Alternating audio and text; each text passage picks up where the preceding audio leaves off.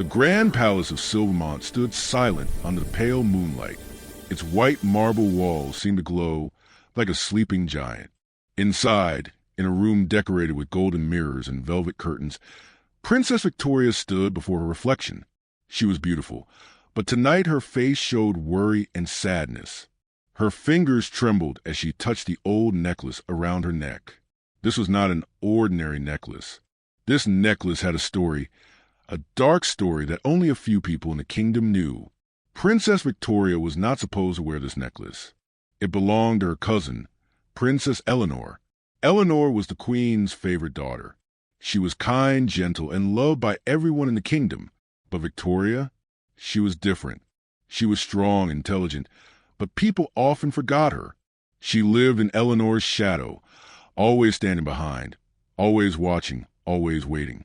The necklace was ancient. It was made of silver and held a beautiful blue stone in its center. Some people said it brought good luck. Others whispered that it brought only pain and sorrow. Victoria did not believe in such things. But tonight, she wore it anyway. She had stolen it from Eleanor's room just an hour ago. Victoria's heart beat fast as she looked at herself in the mirror. The necklace looked beautiful on her. The blue stone caught the light and threw it back like a star. For a moment, just a moment, Victoria felt like she was someone important. She felt like she was a princess everyone should remember. But this feeling did not last long. A knock came at her door. Victoria's hands shook. She quickly tried to hide the necklace under her dress. Her heart jumped into her throat. "Who is it?" she called out, trying to sound normal. The door opened slowly. It was not a servant. It was not a family member. It was Captain Marcus, the head of the royal guards. He was tall, with dark eyes that seemed to see everything. He had been a guard in the palace for 15 years. Everyone respected him. He was serious, honest, and never broke the rules. "Your Highness," he said, bowing slightly. "I hope I am not disturbing you at this late hour." Victoria felt her face become hot. She knew why he had come. Somehow, he knew about the necklace. Guards like Marcus always knew things. "No, Captain, I was just getting ready for bed," she said quickly. Marcus looked around the room. His eyes were sharp. They moved from the open jewelry box to her hands, and then to her neck. Victoria pulled her dress higher to cover the necklace. "The Queen has asked me to check on all the princesses," Marcus said calmly. "There have been some concerns about the security of valuable items in the palace." This was a lie, Victoria thought. He was here because of the necklace. He must have seen her take it, but she said nothing. "Everything is fine in my room, Captain," Victoria said, trying to sound brave. "I am safe. My things are safe." Marcus nodded slowly. He did not move. He stood there, watching her with those dark, knowing eyes. The silence between them felt heavy and uncomfortable. "Your Highness," Marcus said finally, "I have worked in this palace for many years. I have seen many things. I have seen people do things that surprise me. I have seen good people make wrong choices, and I have seen the consequences of those choices." Victoria's hands trembled. What was he saying? "I do not understand, Captain," she whispered. Marcus took a small step forward. "I am saying that sometimes when we want something very badly, we forget what is right. We forget about the people we hurt. We forget about the people who trust us." Victoria felt tears come to her eyes. She looked away from him. "If I were to discover that someone had taken something that did not belong to them," Marcus continued, "I would have a choice. I could report it to the king and queen. That person would face punishment. Or," he paused, "I could give that person a chance to fix their mistake." Victoria looked at Marcus with surprise. Was he offering to help her? "Why would you do that?" she asked softly. Marcus was quiet for a long moment. "Because I have seen how people look at you, Princess. I have seen how they forget you are here. I have seen how hard you work to be noticed. But taking things that belong to others, that is not the way to be remembered. That is the way to be forgotten forever." Victoria felt something break inside her heart. She reached up and slowly pulled the necklace from under her dress. The blue stone glowed in the moonlight. She held it out to Marcus. "I am sorry," she said, and she meant it. "I just wanted to feel important for one night. Marcus took the necklace gently. He did not judge her. He did not look angry. He simply looked sad. "You are important, princess," he said quietly. "But you must learn to believe that yourself. You cannot steal someone else's light to make yourself shine. You must find your own light." Victoria nodded. Tears ran down her cheeks now. She felt ashamed, but she also felt something else, relief. The weight she had been carrying was lifted. "What will you do now?" she asked Marcus. He looked at the necklace in his hands. Then he looked back at Victoria. "I will return this to Princess Eleanor. I will tell her I found it in the hallway. She will never know what really happened. But you, Princess Victoria, must promise me something." "Anything," Victoria said. "You must promise that tomorrow you will find your own way to shine, not by taking from others, but by showing the world who you really are." Victoria nodded. As Marcus turned to leave, she felt something change inside her. This night of shame had become a night of change, and it was only the beginning. The morning sun came through the palace windows like gold paint spilled across the marble floors. Victoria woke early, her mind still full the night before. She could not sleep well. Her thoughts kept going back to Marcus and his words. "You must find your own light." She sat on the edge of her bed and looked out the window at the gardens below. The flowers were blooming. The birds were singing. Everything looked beautiful and new. But Victoria felt different from these things. She felt broken, like a glass that had been dropped but not completely shattered. There was a soft knock on her door. Victoria's heart jumped. She thought perhaps it was Marcus, coming to tell her that Eleanor knew about the necklace. But when she opened the door, it was Eleanor herself. Eleanor stood there, smiling. She was wearing a simple pink dress. Her hair was long and golden. She looked like a princess from a storybook. Everyone loved her immediately when they saw her. "Good morning, Victoria," Eleanor said brightly. "I wanted to invite you to come with me to the village today. We are going to visit the children at the school. Will you come?" Victoria felt her face become warm. She wanted to say no. She wanted to hide in her room forever, but she remembered Marcus's words. She needed to find her own light. Perhaps this was beginning. "Yes," Victoria said quietly. "I would like that." Eleanor's smile became bigger. "Wonderful. I was hoping you would say yes. I always feel like we do not spend enough time together. We are cousins, but we hardly talk. I would like to change that." These words hurt Victoria a little. All this time, she had been angry at Eleanor for being loved. But Eleanor did not know this. Eleanor was just kind. She was just being herself. 2 hours later, Victoria and Eleanor were riding in a carriage toward the village. The road was long and dusty. They sat across from each other, and at first there was silence between them. "I have something to tell you," Eleanor said suddenly. "Last night, I noticed my necklace was missing, the old silver one with the blue stone." Victoria's face became pale. Here it was. Eleanor knew. She would hate Victoria now. Everything was ruined. But Eleanor continued calmly. "Captain Marcus found it in the hallway near your room. He said he did not know how it got there. But I think I understand what happened." Victoria looked down at her hands. She could not look at Eleanor's face. "I think you took it," Eleanor said simply. "And I think Captain Marcus protected you by finding it and giving it back to me quietly." Victoria felt tears come to her eyes. "I am sorry," she whispered. "I am so sorry, Eleanor. I do not know why I did it. I wanted—" "You wanted to feel important," Eleanor finished. She reached across and took Victoria's hand. "I know, Victoria. I have always known how you feel. I see how people treat you. I see how they look at me and forget you are even in the room. And it makes me sad. It makes me very sad." Victoria looked up at Eleanor with surprise. "You are sad about it?" "Yes," Eleanor said, nodding. "Because you are wonderful, Victoria. You are smart and strong. You have so much to give, but you do not see it yourself. You only see me." They arrived at the village school a short time later. It was a small building made of wood and stone. Children played outside in the dirt. They wore clothes that were old and worn. Some of them had holes in their shoes.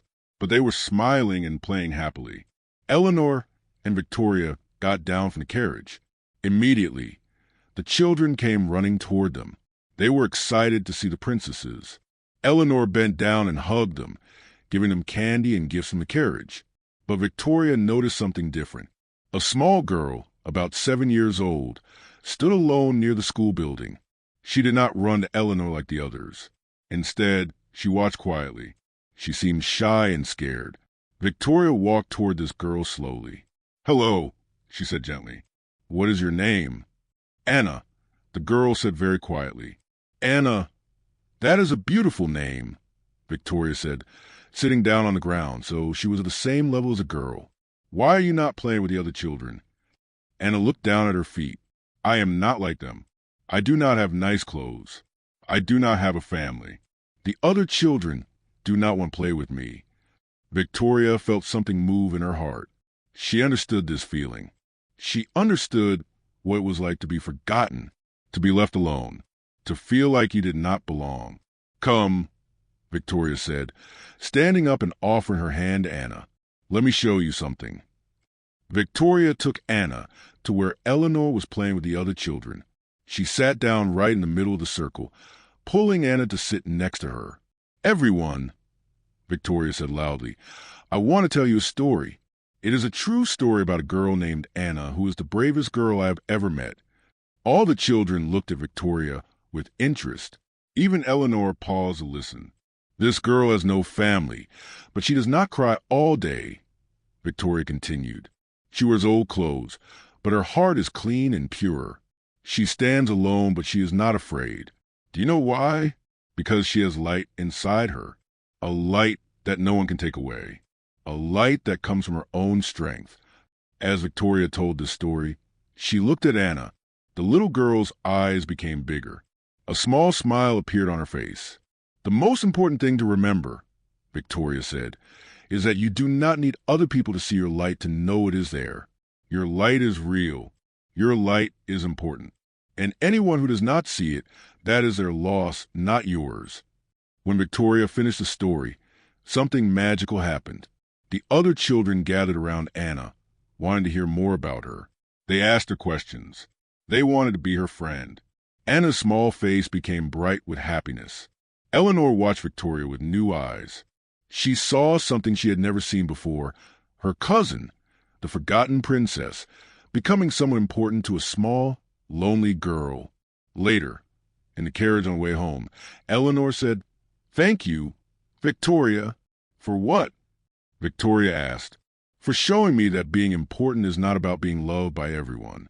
It is about making one person feel loved. You did that today for Anna. You gave her something I never could have given her." Victoria looked out the window at the passing trees. For the first time in a long time, she felt truly important, not because of a stolen necklace, not because people were looking at her, but because she had helped someone who needed help. She had found her own light.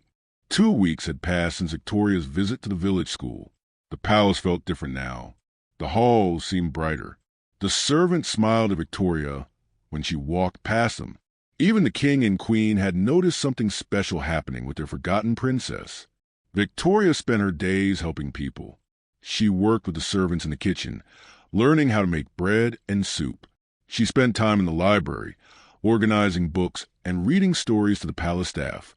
She visited the village school 3 times a week to teach the children to read and write. Anna was always waiting for her at the gate, her small face bright with joy. But not everyone was happy about Victoria's changes. Prince Robert was the son of the king's brother. He was handsome and charming. Everyone liked him. He was always at important dinners and events. For many years, people thought he would become the next king, not the current king's children. But slowly, things had changed. The king's children were growing up and showing their own abilities. Robert began to feel less important.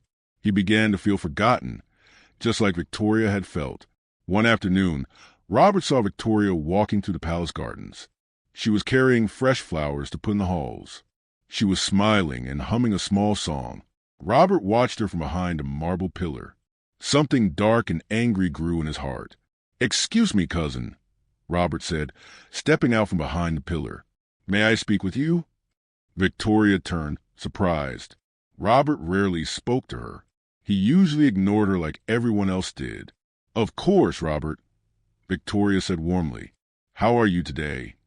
I am fine, Robert said, moving closer to her. But I wanted to talk to you about something. I have been noticing your changes lately. Everyone has been noticing. That is kind of you to say, Victoria replied, still holding the flowers. Robert smiled, but it was not a real smile. It was a kind of smile that hides something dark underneath. I have been thinking about what causes change in you, and I came to an understanding. Something happened 2 weeks ago that made you suddenly become this perfect princess. Something that made you start helping everyone and being kind all the time. Victoria's heart began to beat faster. She did not like where this conversation was going. I wonder what that something was, Robert continued. I wonder if perhaps Captain Marcus had something to do with it. I wonder if perhaps he found you doing something wrong that night. I wonder if perhaps you needed his help to keep a secret. Victoria's hands became shaky. The flowers fell to the ground. I do not know what you mean, she said quietly. Robert laughed, a cold, empty laugh. Oh, come now, Victoria. I know you took Eleanor's necklace. Marcus helped you hide it. And now you are being nice to everyone and visiting poor villages because you feel guilty. How touching. That is not true, Victoria said, but her voice was weak. It does not matter if it is true or not, Robert said, stepping even closer. What matters is that I can tell the king and queen. I can tell them that their precious princess is a thief. I can tell them that the head of the royal guards helped you cover it up, and then we will see how important you become. Victoria felt fear rise up in her throat. She thought about everything she had worked for in these 2 weeks. She thought about Anna's smile. She thought about Eleanor's happiness. She thought about the small good things she had done. Why would you do this? She asked Robert. Because I am tired of being forgotten, Robert said coldly. I am tired of watching people like you suddenly become special when you do not deserve it. I am tired of seeing Eleanor loved by everyone. I want to remind everyone why I should be important, and destroying you will help me do that. Victoria stood there, holding her flowers, feeling tears come to her eyes. For a moment, she wanted to run away. For a moment, she wanted to hide in her room like before. But then she remembered what Marcus had told her. She remembered what she had told Anna. She had her own light now, and no one could take it away. Go ahead, Victoria said to Robert, her voice becoming stronger. Tell the king and queen. Tell them everything. But I want to tell them first. Robert looked surprised. He had not expected this answer. Victoria dropped the flowers and walked past him toward the palace. Her heart was beating fast, but she walked with her head held high. She went directly to the king and queen's room. When she entered, her parents were sitting together, reading. They looked up with surprise. Mother, father, Victoria said, I need to tell you something. 2 weeks ago, I did something wrong. I took Eleanor's necklace without asking. I wore it because I wanted to feel important. Captain Marcus discovered what I had done, but instead of punishing me, he gave me a chance to be better, and I have tried to be better. But I cannot let the secret stay hidden. I cannot let someone use it to hurt Captain Marcus or Eleanor. So I am telling you now. The king and queen were quiet for a long moment. Then the queen stood up and hugged Victoria. My daughter, the queen said, I am proud of you, not because of what you did wrong, but because you had the courage to tell us the truth. Not because you are perfect, but because you are trying to be better. The king nodded. You have shown true character, Victoria. More character than many adults in this palace. That evening, Robert was sent away from the palace. The king made it clear that dishonesty and jealousy would not be tolerated in his family. Later, Captain Marcus came to see Victoria. You did the right thing, he said simply. I was scared, Victoria admitted. I thought they would hate me. They do not hate you, Marcus said. They love you, and they respect you for your honesty. That is worth more than any stolen necklace. That is worth more than anyone's approval. Your light does not need permission to shine, princess. It never did. Victoria smiled. She understood now. The real journey was not about being important to others. It was about being important to herself. It was about knowing your own worth, and that worth could never be taken away. 1 month had passed since Robert was sent away from the palace. Victoria's life had become fuller and richer with each passing day. She was no longer the forgotten princess, but more importantly, she no longer needed to be remembered by others. She had learned to remember herself. It was a cold evening when Victoria first heard the voices. She was walking to the palace corridors late at night, unable to sleep. Her mind was restless. The halls were dark except for the light from a few candles on the walls. As she walked, she heard sounds coming from a locked door in the basement level, a part of the palace where servants worked. Victoria paused and listened. She heard crying. She heard someone saying, "I cannot do this anymore. I am too tired. I am too hungry." Without thinking, Victoria found the door and tried to open it. It was locked, but a servant named Thomas was passing by with supplies. "Thomas," Victoria said, "please open this door. I hear someone in distress." Thomas looked nervous and uncomfortable. "Your Highness, that is the servants' sleeping room. You should not go there. It is not proper." "Why is it not proper for me to help someone who is suffering?" Victoria asked him. Thomas lowered his head. He opened the door slowly.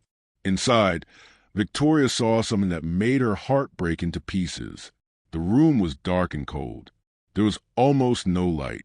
On the floor, sleeping on thin blankets, were 30 servants. Some were coughing. Some were shaking from cold. The walls were wet with water that dripped from somewhere above. There was almost no furniture. There were no windows.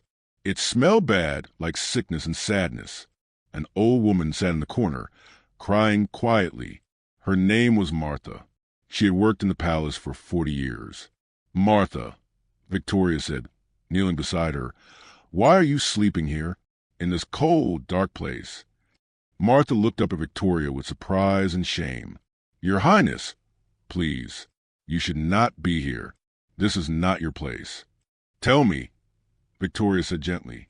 "Please tell me why." Martha wiped her eyes. "We are servants, princess. This is where servants sleep. This is our place. We have always slept here." Victoria looked around the terrible room again. She felt anger rise in her heart. Not anger at these people, but anger at a system that allowed good people to live in such conditions. "How long has it been like this?" Victoria asked. "Always," Martha said, "for as long as I can remember. We are grateful to have a place to sleep at all." Victoria stood up. She left the servants' room and walked quickly through the palace. She needed to find answers. She went to the library where Captain Marcus was doing his evening work, checking security. "Marcus," she said, breathless, "I need to show you something. I need you to come with me." When Marcus saw the servants' room, his face became very serious. He looked angry, truly angry, for the first time Victoria had ever seen. "This is wrong," he said firmly. "This has been wrong for a very long time. I did not know it was this bad. I am sorry." "Who allowed this?" Victoria asked him. "Who decided that servants should live in these conditions?" "It was the palace administrator, Lord Sterling," Marcus said. "He manages all the money and resources for the palace. He has been in charge for 15 years. He is the one who controls where the servants live and what they eat." Victoria found Lord Sterling the next morning in his office. A large, comfortable room filled with beautiful furniture and expensive paintings. "Lord Sterling," Victoria said, entering without knocking, "I need to talk to you about the servants' sleeping room." Lord Sterling looked up from his papers. He seemed annoyed that she was there. "Your Highness, is there a problem?" he asked coldly. "Yes," Victoria said. "There is a very big problem. The servants are living in a cold, wet room with no light and no proper beds. They are sick. They are hungry. And you are allowing this to happen." Lord Sterling stood up. He looked angry. "Princess Victoria, I am the administrator of this palace. These matters are not your concern. The servants are paid to work. Where they sleep is my responsibility." "Then you are failing at your responsibility," Victoria said, her voice becoming stronger. "These people work hard every day. They cook our food. They clean our rooms. They make this palace beautiful. And you treat them worse than animals.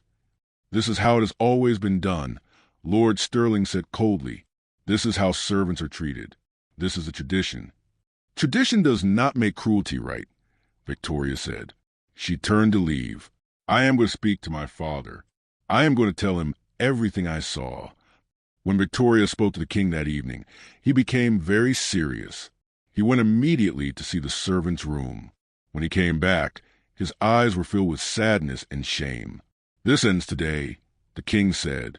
He called together all the important people of the palace.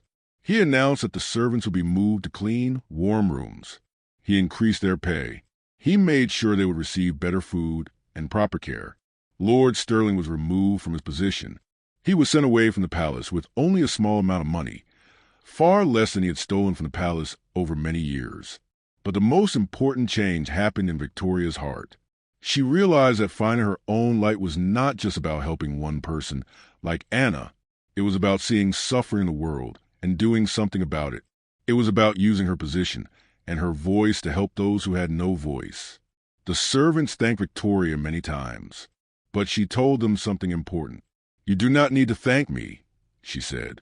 You deserve to live well. You deserve to be treated with respect.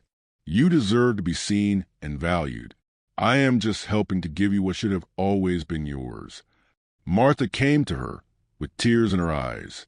You have changed this palace, princess. You have changed all of our lives. Victoria shook her head. No, Martha, I did not change anything. I just saw what was already there and asked why I was allowed to continue. Sometimes the most powerful thing we can do is simply ask the question, why do we accept this? That night, Victoria stood in her room and looked out at the palace lights.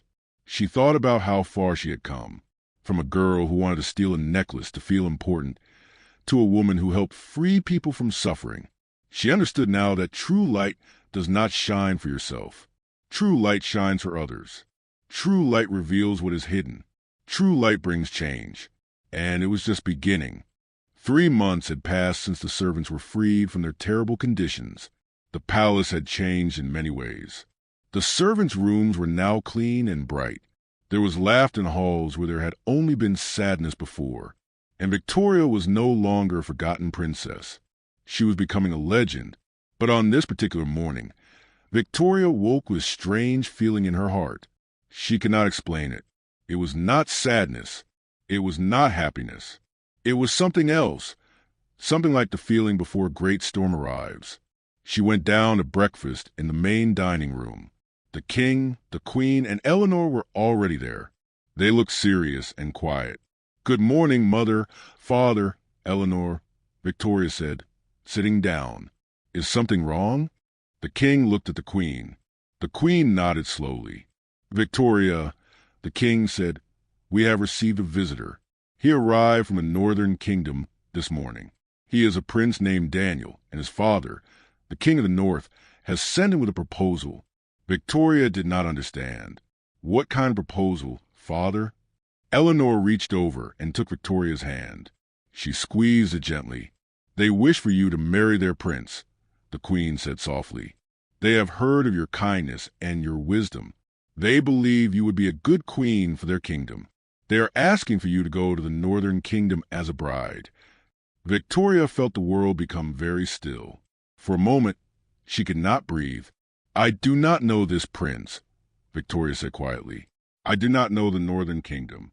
How can I marry someone I have never met? This is how royal families make alliances, the king explained. This is how we keep peace between kingdoms. It has always been this way. Victoria stood up from the table. She walked to a window and looked out at the palace gardens. She thought about Anna. She thought about Martha and the other servants. She thought about everything she had built here. She thought about the life she had just begun to understand. I do not want to marry a stranger, she said finally. I do not want to leave this place. There is still so much work to do here. There are still people who need help. Victoria, the king said, his voice becoming sad, I understand your feelings, but sometimes duty is more important than desire. Sometimes We must do things that are difficult because they help others. This marriage would bring peace to two kingdoms. It would prevent war. It would save many lives. Victoria turned to face her father. She saw the sadness in his eyes. He was not asking her to do this to make her unhappy. He was asking her because he loved her, even though it would hurt them both. She thought about what Marcus had once told her. She thought about what she had learned from helping others. And she understood something new. "You are right, father," Victoria said slowly. "If this marriage brings peace, then I will do it. But I have one condition." "What condition?" the queen asked. "I want to meet Prince Daniel first. I want to speak with him.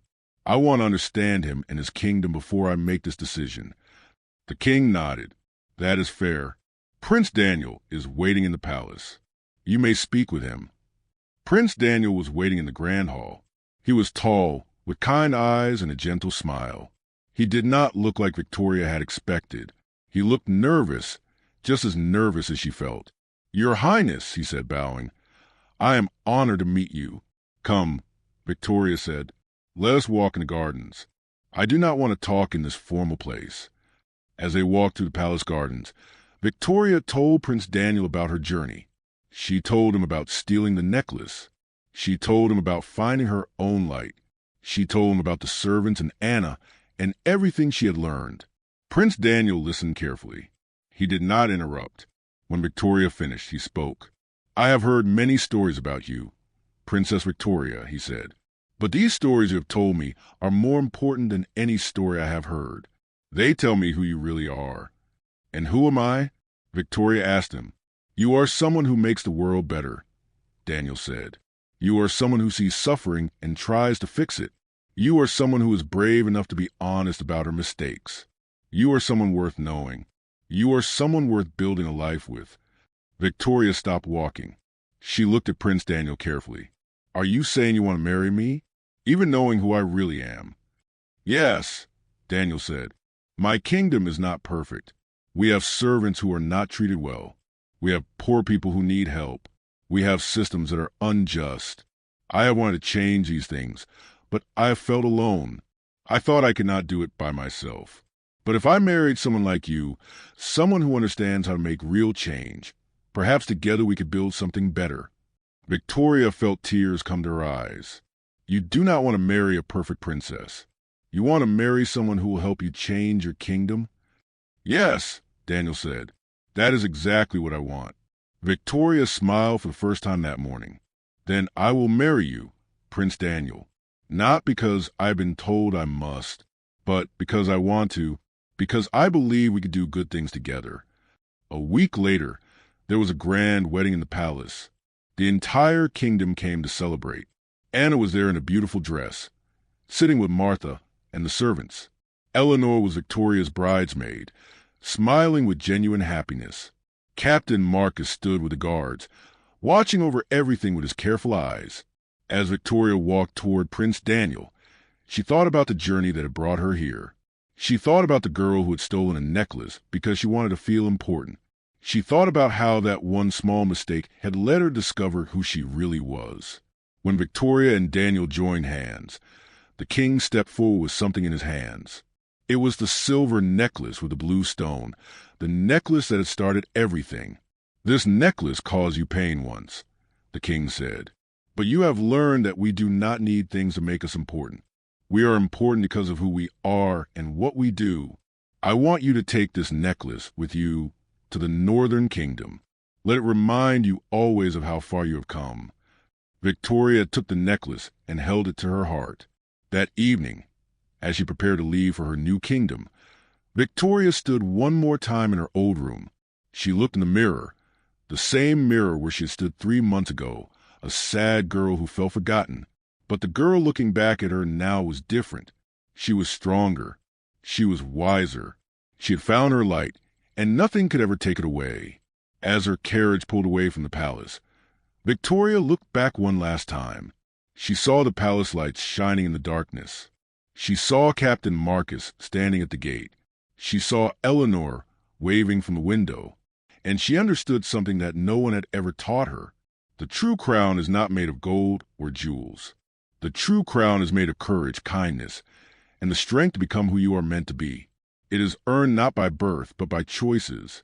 It is worn not on your head, but in your heart. And Victoria wore that crown now, brightly shining, as she rode toward her new life. Ready to help, ready to love, ready to light the darkness wherever she went. The end.